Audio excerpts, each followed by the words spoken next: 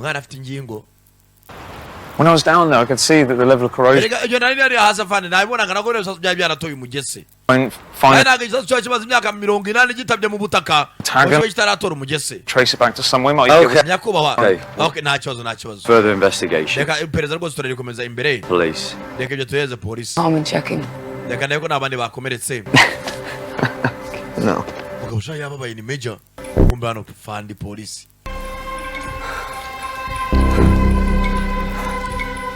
Fandi rwose hano ndani. Kugira gutya. Yakurikiye amabandi yagiye aca. Ababandi yaciye mu gikari cya banki.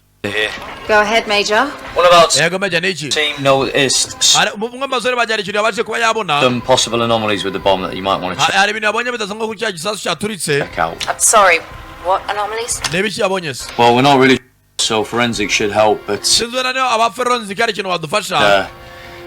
it's possible it may not have been a genuine 1940s Umwe mazore bajyari maravuga ko bishoboka ko cya gisasu cyo atari cyo muri za 40 bomb. atari cya kera. Rero tunabwa no muri feronzi kinabaje dupimira ibisigarizwa byacyo. To be honest, Nakubeshye gusa. and you swab the explosive residue. Bafate ibisigarizwa byaho cyaturikiye. Barebe chemicals zagikoze barebe nizaryari. Technically finished, bar our clean up and debrief. Turumva byari byadufasha kurushaho. Tumenye gisasu cyatezwe ryari. Thanks, we'll take it from here.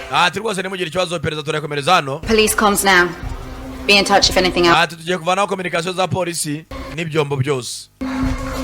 Basirikare bavana kuri communication ya polisi. Bo basigare ku kikumbe maniga ageze hano agera abaniga batoboreye. Aba bandi yatoboreye. Baba.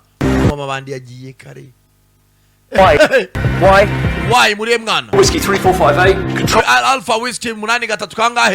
Control. basement 11 Portley House. Hafi inyubako ya Portley House.